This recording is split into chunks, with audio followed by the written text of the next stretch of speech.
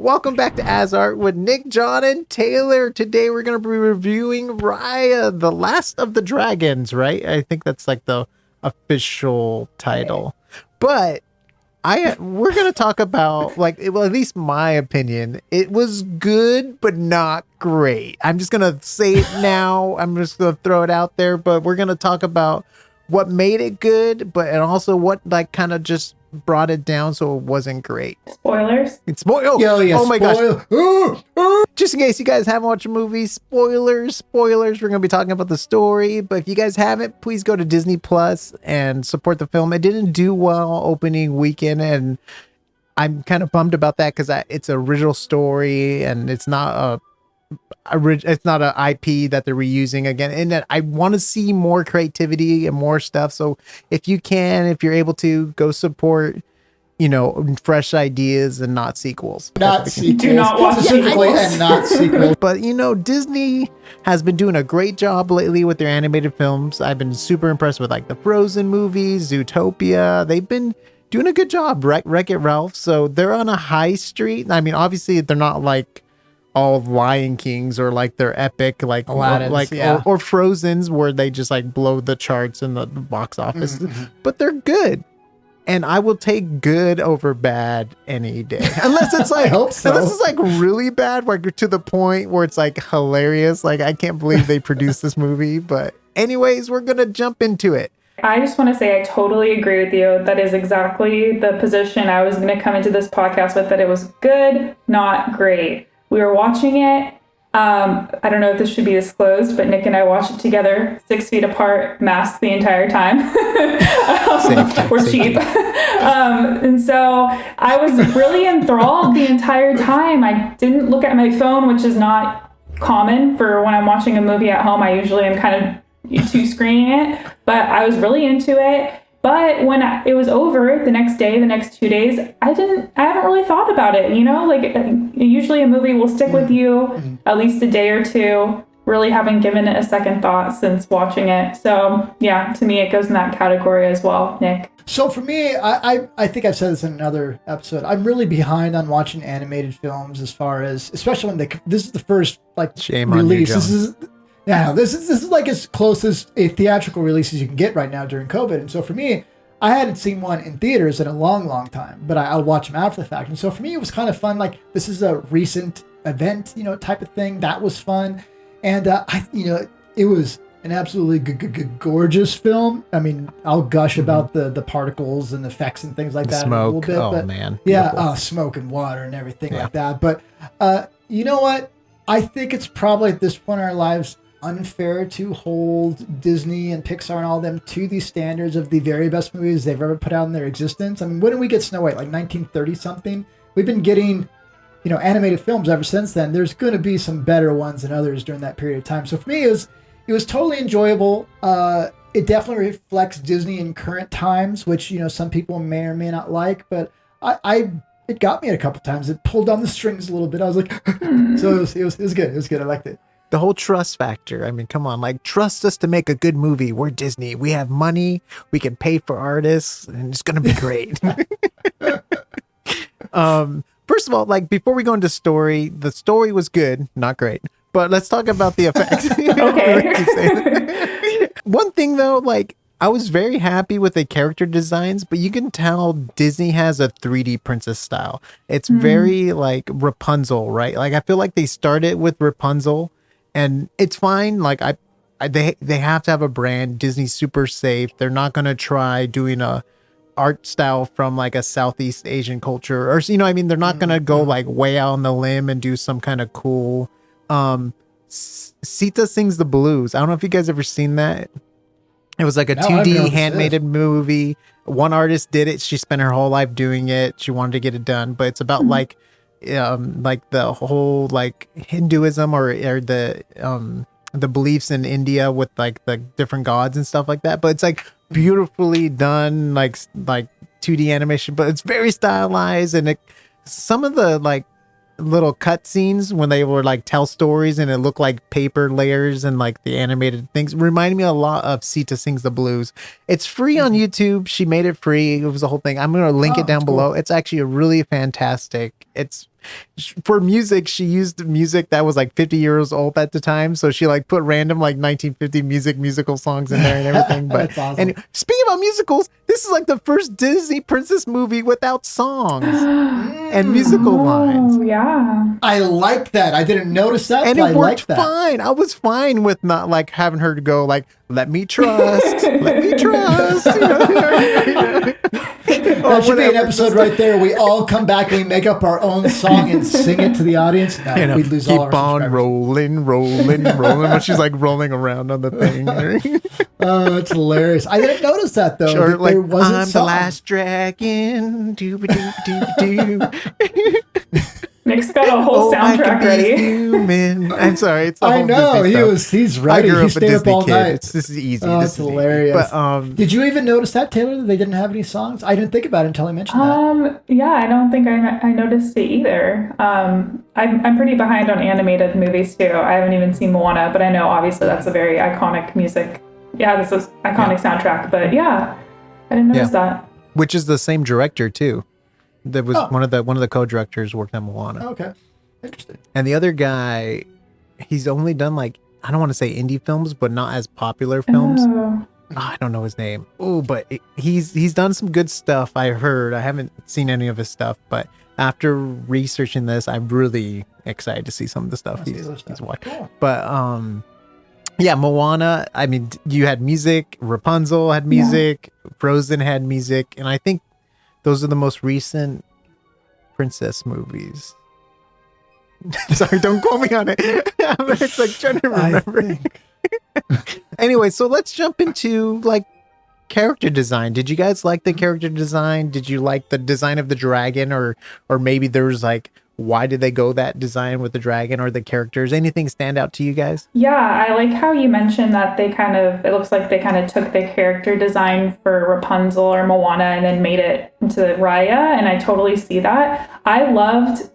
Forgive me, I don't remember her character's name, but Awkwafina's character, the dragon. Yeah, when she was a human, I just loved the way she looked. I had never seen that in a Disney movie. And I'm like, man, I wish they would have made her, the main character, look like her, just a little bit different, not this beautiful, Disney princess in waiting. Yeah. So I thought hers was really unique. It actually kind of looks like Awkwafina. I think they based it off of her. But yeah, character design, that was my favorite, is Awkwafina's character, that when the dragon was a human. The baby was fun. The baby was cute, fun. The boy, the salesman, how he after he lost his family, he started selling shrimp and bird trips. Like he looked awesome. And then the big dude, I love the designs of the big square characters all the time, because they fill, but because their ends are rounded, he has a cuddly center, cuddly warm gooey center kind of thing to him. Yeah, I think he was that the big guy was one of my favorite designs, because he kind of had this almost Genghis Khan type conqueror look to him, but then he was like you said, he had kind of the soft curve as well, like a likable character, which of course what they were going for. When you first saw him, you thought, oh, he's going to kill everybody. But you know what? I think Awkwafina, right? I thought her character was maybe my favorite design. They definitely tried to make some likenesses after the actors and actresses. I like that I think they used their teeth, how their teeth look in the designs of the characters, but I thought was a cool thing to carry over, because you definitely want to carry in the likeness a little bit. That was a fun way. They're like, hey, this is this character, but you maybe don't realize everything. But I think I saw a little bit of that. But I think that was a really fun thing that they kind of did. But yeah, the characters look fine. I say this about actors and actresses in film as well. Like if you look at older films like Chinatown or Humphrey Bogart, all these actors and actresses, They were more normal looking people, and that for me makes for more believable stories. Whereas, both of you guys were saying, that when you look a little bit too pretty or too perfect, it kind of takes away from a little bit. So, like the Awkwafina character, I think that helped with me a little bit. Or some of those other characters that looked a little bit more just, I don't know, worn on the world. I guess that made it a little bit more fun. So the character design I totally liked, but I think I liked those characters that weren't so prettied up, I guess. Yeah. And again, they are princesses, so I guess they'd have more access to stuff. I don't know. But the designs work so well with the fight scenes. That's what I was so impressed. The action in the fight scenes was fantastic. It reminded me of like, I don't want to say Avatar: The Last Airbender, but you can tell they like paid close detail to the reference materials or the fighting and the way like weight shifts and stuff like that, and very beautiful camera angles. Oh my gosh, there's like some shots where they're like low angles and they're like following them, and then she like throws the hat and stuff, and then you have like the wide flat shots when she's like walking in to like fight the final battle stuff. It's like, oh my gosh, this looks incredible. Like the visuals are just, you can tell like they had the best or some of the most talented like cinematic 3D people in there, just like setting up the cameras. Sure. Great job to the previs crew, because I know previs isn't given enough credit when it comes to framing shots for 3D. I mean, almost as a storyboard artist and the director, but the director just approves what he sees in the previs. So like the previs artists are the ones that set up the camera moves and all that stuff, and it's just fantastic. It looked great. Yes. The dragon.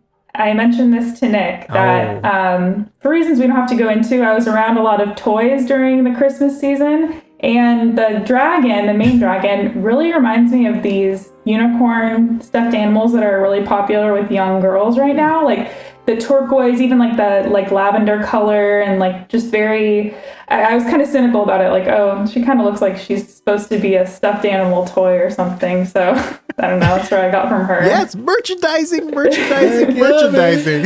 Spaceballs all over again. Wait, what? But think about it too. Like even the brothers and sisters, like think about like My Little Pony, right? There's like one thing that made them unique and different, right? Their horns were all slightly different, and they're like a chest plate, different, bright, lovely colors that can be bought in a collection set, you know, limited edition only at Disneyland if you're there when the park opens in April or something. I don't know. Something like that.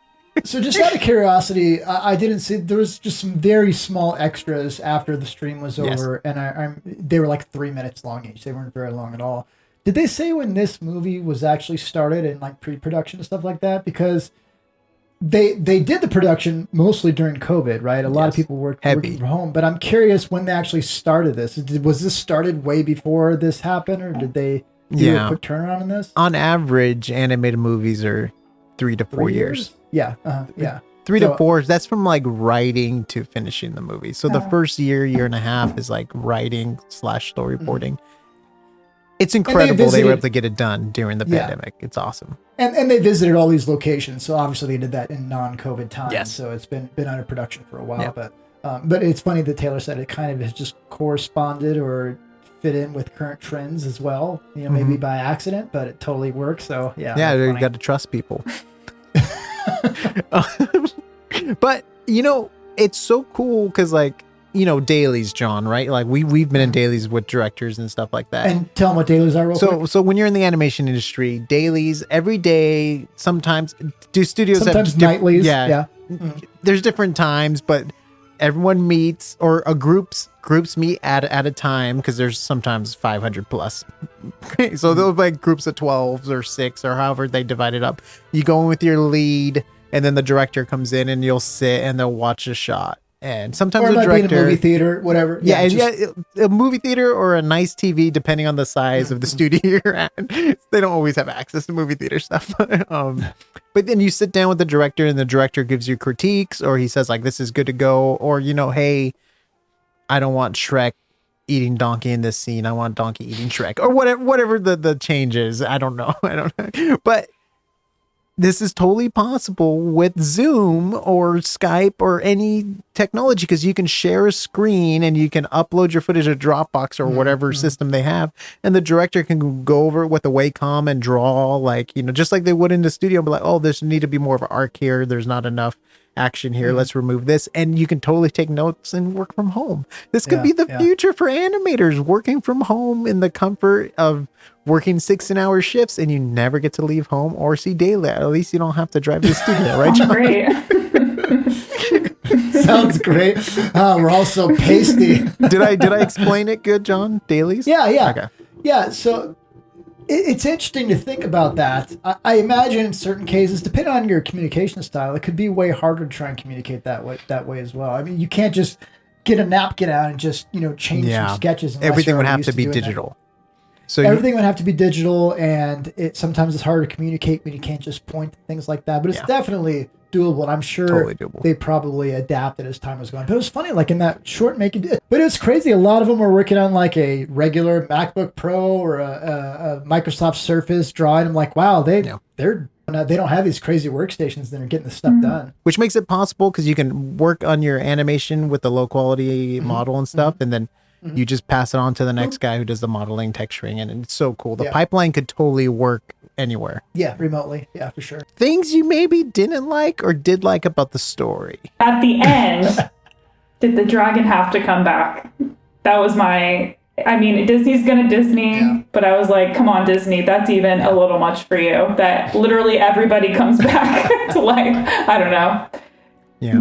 Yeah, I mean, they have to sell the toys. Right. They can't sell a dead dragon. You can't sell a dead dragon. And that particular dragon was not turned to stone like the rest. That dragon was shot. And so it shouldn't have been able to come back. Yeah. Yeah, and it was just magically gone, the arrow and everything. Yeah, so I guess like in terms of the story, you know, we learn about how she trusts this character. I'm forgetting all the characters' names, but the undercut girl. She trusted her, and she still was killed. So I'm like, that kind of undercuts that, you know, arc of, you know, I'm going to trust you anyway, even though you did this horrible thing because I just come to life at the end. I don't know. It just kind of was like, oh, Disney. Or the whole world was screwed up because of trust. How about that? She trusted her at the beginning, and she got betrayed. But then it's like, no, you have to learn to trust. But it's so funny, like, distrust is what led to this situation in the first place. Right. And that's maybe the thing that bothered me most about this is it was trying to push the idea of blind trust. No matter how many times experience tells you it doesn't work. And I get the idea that, you know, people and culture, like the message, I guess, was good, but in this particular context, it's just like, hey, how many times are you going to get stabbed in the back before you, like, maybe it'll be a little bit harder to have a plan B on this one, you know? But they followed their arcs. Like they completed that story. They completed the gift story, and like how the gift leads to trust, and the gift overhanded over and over again, and how like everyone needs to be together. It's like the same thing that happened with the dragons. It paid off happening with the humans, like how they trusted the one that was the least expected to be able to save the world. Like they did a great job closing all the ends. Like there's no cliffhangers, like, you know, blankety blank, which because there's none. I can't think of one. I can't think of one because they closed all their ends. They did a good job. It was perfect. For me, it wasn't perfect. Good. It was good. Not great. It was okay. For me, a lot of it still felt, because we've just recently been covering Narnia, you know, Lion, Witch, and Wardrobe stuff, and for me, it kind of felt a little bit Narnia-ish. Like here's this last hope that came back after a sacrifice, and I'm gonna be sacrificed and resurrect again, and it doesn't matter. We're going to forgive you for that. I trust you, and so for me, that's every story, John, in Hollywood. Yeah, that's I mean, Matrix, not always. that's Star Wars. But what I was thinking at the end of it is like, okay, so at the end, they're all going to get together, and then eventually all these cultures are going to break up again unless the dragons keep them in line now. I'm like, all right, so this is just going to be a repeat thing. Repeat. I don't know. That's which is also the Matrix. And I'm just kidding. No, I was totally thinking of the Matrix. But at the end of the Matrix, they totally acknowledge, like, so you know this is not going to last, right? They're like, yeah, you know. So, but in this Disney film, all is happy, you know, forever after again, you know, happily ever after. Yeah. But I wonder if this is connected to the Disney universe of Princess. Because, like, you have magic, and then Frozen has magic, and, like, Tangled has magic in her hair. And, like, I wonder if this is in the same world. I know they, like, recreated a world, but I wonder if this is just a section of the world or something like that. I'm just curious. Anyways, that's just, I'm not trying to make connections here. But, you know, to wrap up my thought of what I was saying is that even though I found that a little bit not quite believable as far as the betrayal and giving another chance, that's what got me a few times. You could tell she wanted to really be able to have a relationship with this person, trust this person, and, you know, the heartache when you put yourself out there for people and you trust them and then they, you know, completely betray you. Like the betrayal factor in that is like, that's a strong emotion to feel. And the natural response is, well, I don't want to open myself up to that again. You know, I'm just going to close myself off. So I like the point that it got across in that a lot. And then it obviously goes beyond the interpersonal, it goes on to the cultural things as well. So it's a cool story. Very cool. It was good. Not great, just good. I like the superpowers you get in a lot of other hero Disney movies, but I didn't even notice that there was no songs in this movie. But the fact that it's a little bit more grounded and that she doesn't have these superpowers may be good. Maybe they wanted to. Obviously, you have dragons and all kinds of stuff too, so it's not a realistic story. But maybe it's a little more realistic. Like, hey, in a real world, what makes you special? It's you cling to your beliefs, or you stay the course and think, the path less traveled. So that's kind of a cool thing that I wouldn't have thought of, that Taylor kind of thought, like, what's your superpower? Like, I stay the course. I see things through. And that's kind of a cool concept. And and that, I guess that is what separates her. Like, she went and prayed in that spot. And what's different about her? Well, after her father and all those different sections of that thing being taken, what makes her special, she was the only one that still believed in that and sat and prayed. And it seemed like, at least the way it presented, it was just her and her father, the last people that kind of held to that, which was, kind of a cool thing. It's like, what makes her special? Just, well, that she, she's sticking by what she thinks is right, which is cool. So, yeah. And then, did you guys think the dragon powers were kind of lame? Like, the power of glowing, rain, what was the other one? Transformation and something else is what saved the world. Like the swimming, but swimming wasn't even involved in the ball. I'm just talking about the powers in the ball that she used, right? There was like 4 brothers and sisters, right? It was like power of rain, power of fog or smoke that glitters. You had transforming, and then you had the power of glowing. Like, how did those 4 things combined stop evil from entering the world? Like, I thought if every dragon in the world put their power in there, like maybe, but it's like 4 dragons put these random powers. Anyways. Well, first off, I'll start by saying that I don't care if they were good powers. They were beautiful powers. That fog was lovely. That water when they were swimming through was lovely. That glowing, okay, fine. But that fog, ooh, and the nothing, basically the never-ending story, nothing that we got was beautiful. Yeah. Yeah, maybe the VFX people had something to do with it. How about we make their powers something that would look really cool when we... We have this brand new program. So do you think this is taken from their culture's stories? Like, do you think that's what actually is it? I'm not even sure completely which culture. Do you remember what did they specifically say in the making of what culture it was? I forgot. It's just kind of inspired by like Southeast Asian cultures. So like, they didn't say specifically. I wonder if that's real to their culture. I don't know how glowing would be in their culture. I don't know. I'm not sure. Rain, I can see rain's obviously very important. Fog, kind of, but you know what's sad? I don't think the movie's even airing over there on Disney Plus right now. Oh, really? Yeah, I mean, I would like, if it is close or if it was meant to be like, something that they would want to share with the cultures itself, I would hope they have a chance to see it. And I hope Disney did them justice, because I obviously don't know detailed what their cultures are and their beliefs and stuff like that. But hopefully it aligns with what Disney put out. And if not right now, I'm sure it's going to make its way over there at some point. Hopefully. Okay, so did you guys like the MacGuffin of the globe? Did it work? You gotta tell it. I mean, did it work for you guys? Like the O symbol and everything's a circle. Like, I'm just curious if it worked for you guys, because I thought it worked for me. Like putting back together the broken pieces. Yeah. Oh, yeah. When we were watching it, I was like, oh, this is kind of like Horcruxes. We're going through this kind of like mythical land, trying to get different pieces so that it can come together. So it reminded me of that. So I guess in that sense it worked. But and it was a Horcrux because it's souls of dragons, basically. Yes. Harry Potter's and everything awesome. now. The circle I just realized that all of the characters in every I don't know what they would be called, regions of the land, they all had that. So it kind of shows that they were united at one point and they still kind of hold on to this circle, and then it comes back full circle at the end. So yeah, that works for me. I think it was cool. Oh, and I thought it was really cool too, the way how they got turned into stone. How they all got, like, they were all in the same pose kind of thing. Yeah, the pose I thought except was for neat. the poses at the end. How were they able to like freeze like close together as a family? Oh yeah, they were kind of that was kind of interesting. But you know what? I did like the idea of that orb breaking because it goes along with this whole story of it's like, okay, these are a fractured culture and they're supposed to be together and they fit the. I mean, obviously that that was very obvious, but at the same time, it's like it serves the story well. It's what the whole point of it is. Mm-hmm. Yeah, very, very obvious up front, all the points, but it's good. It's a kids movie too, guys. Let's not forget it's a kids movie. They did a good job. Like, well, this is not made for me, specifically me. What are you talking about? I thought it was, John. I thought the dragons were modeled after you. But this did. I'm kidding. But this did happen a lot in history. I mean,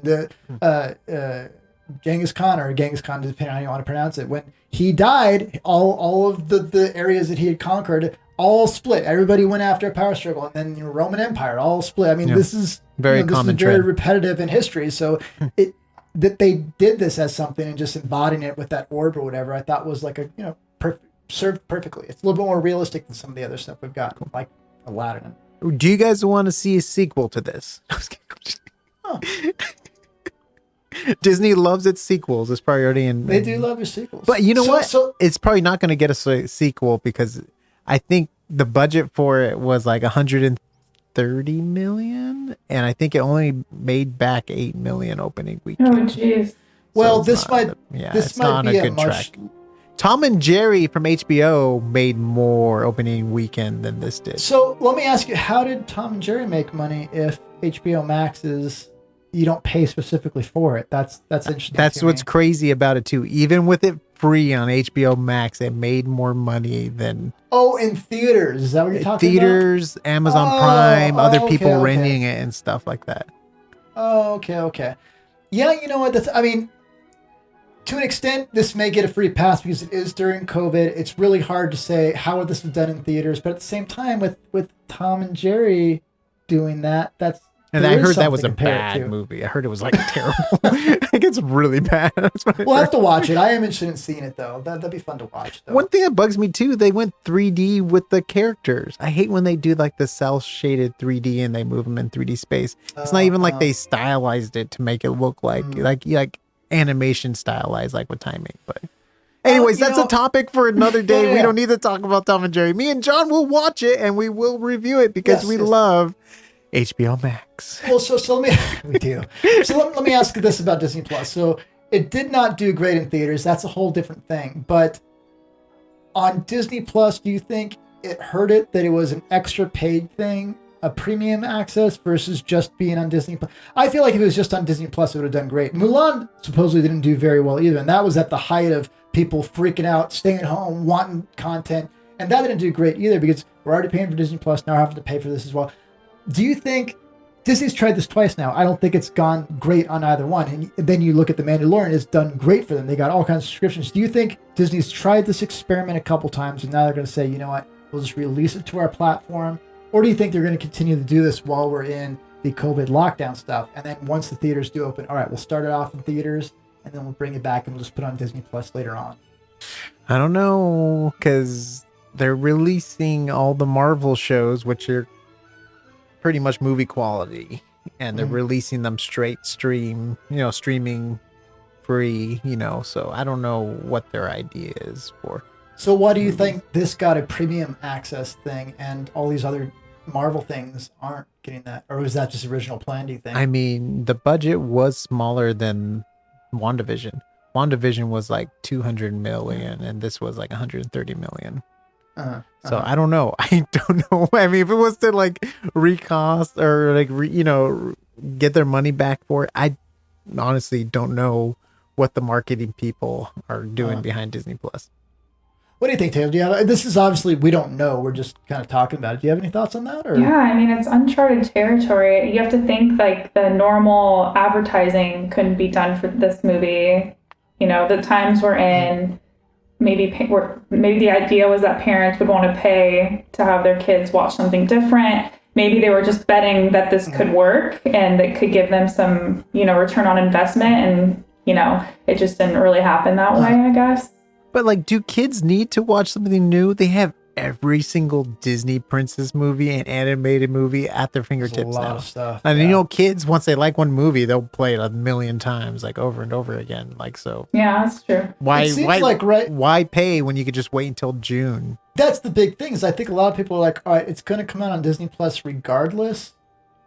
It's just, we just have to wait a little bit like we did for Mulan, so we'll just go ahead and wait on that. And in the meantime, so my thought is they couldn't have done WandaVision or any of their other Marvel stuff as a paid thing, exclusive, because it's so long. It's so many episodes. Whereas this was meant to be a standalone movie that they could possibly do a premiere access for. But at the same time, it's like, well, what are you getting more entertainment from? It'll make more sense to charge money for WandaVision, where you're getting 9 hours of entertainment or whatever, versus this. But at the same time, that just doesn't fit that format of them trying to do it. So it's very interesting. I mean, they might not have to worry about this much longer, with supposedly things starting to open up in California and theaters and stuff like that. And I'm sure if California does that, other places will follow suit. They might not have to worry about this much longer. But as far as the experiment, I feel like Mulan and this didn't do great, but maybe just bringing in that initial amount of money is better than if they just released it straight on Disney Plus. So really, I don't know. I mean, WandaVision did beat any streaming viewing numbers ever. So like the biggest numbers on Netflix, I think, is Bridgerton, right? Yeah. Out of all the shows, like that's the biggest viewed. But Wanda, like I beat them by like a good chunk of 1 million or like a good viewing amount. So like, what's interesting to me is I think pre-COVID there was this big question about streaming and the death of the movie theater and that sort of thing. And certainly we're maybe looking at that for other reasons, the death of the movie theater. But it really shows that, you know, the releasing movies on streaming and having to pay the extra cost, it just doesn't seem like it works that well. Even Disney can't really pull it off, you know? So that's interesting. It really shows how important the movie theater is, I think, too. These theatrical releases can't really do it on streaming, it seems like. Yeah, because it's the experience, right? You're going to go see it on a big screen. You're paying extra for like the awesome sound system and stuff. But like, if you're not going to get that at home, you know, it's like, why pay? I mean, I wouldn't do that personally. I wouldn't watch it if I just was able to watch it, you know, on a not good system. But at the same time, I am a nerd that has a he does. So in that regard, if we got movies the same day, if I could choose to see it in a theater or at home, I'd probably choose to see it at home. He has a whole theater that's like the size of the wall. His house shakes with the bass and everything. It's amazing. It's amazing viewing experience. And I have to think that a lot of people, if they're going to invest in something at home, has been entertainment. You know, I mean, a lot of my friends that have kids, they've made playhouses that are thousands and thousands, like at least $4,000 that are not even done yet, to create playgrounds and playhouses for the awesome parents, by the way. Good job, guys. Like, I want one myself. But so, I mean, I feel like some of these people that were big moviegoers, if they invested that at home, might not be so eager to go back to theaters. I don't know. I'm completely. But you're one in the few, though. Like I do have a projector with a screen and everything, but like I was playing it through like a ooey booms. like that was like my speaker, which works though because it has good bass and stuff, and it's like closeness to our face where it's like good audio, but. Yeah. My projector's not the best. Like we didn't get the cleanest color. It looked a lot better on my computer screen compared to the projector. But anyways, no matter what, that's a whole different thing. Yeah. I hope they keep creating originals. Disney, please come up with original stories, fresh ideas. It's great in all buying IP and all that good stuff that people know, but it's so cool to create a world. Avatar: The Last Airbender is one of my favorite animated shows, and I love it because everything's just like a fresh idea. They created a new world and new characters, and I would love to see that with Disney princesses movies. I mean, I really like Zootopia. That was another Disney movie where they created like an animal world and a city and all that, and it's like, please give us more original content. We don't have to have Tom and Jerry's and Yogi Bears and like remakes of Hanna-Barbera stuff. So, which is, and that's a big thing that a lot of people worry about is whenever a studio does take a chance on this and it doesn't become super financially successful, you're like, oh no, like go watch it anyway because we might not get it otherwise. Yeah. Like a movie that I really liked, it's called The Day After Tomorrow, or its official name was a Live, Die, Repeat. It was a Tom Cruise science fiction movie, and I loved it. Right, yeah. But it was really, they are making a sequel to this, but it bombed. Oh, no, it wasn't a video game. Well, it was kind of like a video game, right? Because like every time kind you of died, a little bit. It was kind of like Groundhog Day, but it was like a science fiction action thing where you keep coming back. But I loved it, but it didn't do great in theaters, and partially people think it was because of the title. They actually changed the title while it was already in theaters because it wasn't getting. That's true. So they changed from Live, Die, Repeat to the day after. Or wait, no, the day after tomorrow's it's a completely different movie, dude. Come on, that's completely different. Yeah, that was good. But you know, that's so true though, because like the X-Men movie, the last one, they did like the Phoenix instead of X-Men, the Phoenix. And they didn't have X-Men in the title, and it flopped because no one knew it was an X-Men movie. They're like, what's a Phoenix? You know, what's this? And I remember the year that Forrest Gump won Best Picture was the same year he got Shawshank Redemption. Most people that are really into movies will say Shawshank Redemption is a very superior movie, but a lot of people said, like, when you hear the name Shawshank Redemption, what the hell does that mean? And so a lot of people thought that the title, and you wonder why people spend so much time in renaming titles. Well, it's a very important thing when you're trying to figure out if you're going to go see it or not. So it might have been that. But in this particular case, I'm glad they did do an original IP. And the cool thing is, this one didn't hit it out of the park. But if they keep coming up with original ideas, and one does, like Frozen, well, now we can make as many sequels as we want, and it's completely ours. We can do whatever we want. So it is worth taking those chances, even if some of them aren't as loved as Aladdin and Lion King and stuff. So it's perfect. I'm glad that Disney went original. Yeah.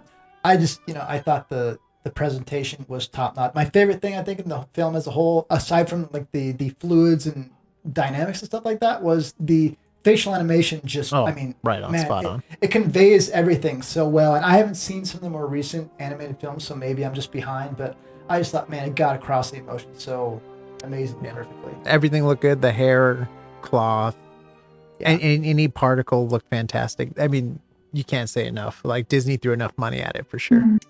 Just a quick comment. We said they didn't have music in this one. They also didn't have a love interest, which I thought was kind of interesting and different for a Disney princess movie. It's kind of the direction we've been going since Frozen. Frozen kind of, did like a sisterhood territory, and I feel like we're going in that direction. So that's pretty cool, I think.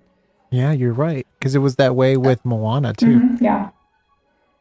I haven't seen Moana yet. Actually, I do like Moana. I actually really like the songs for Moana too.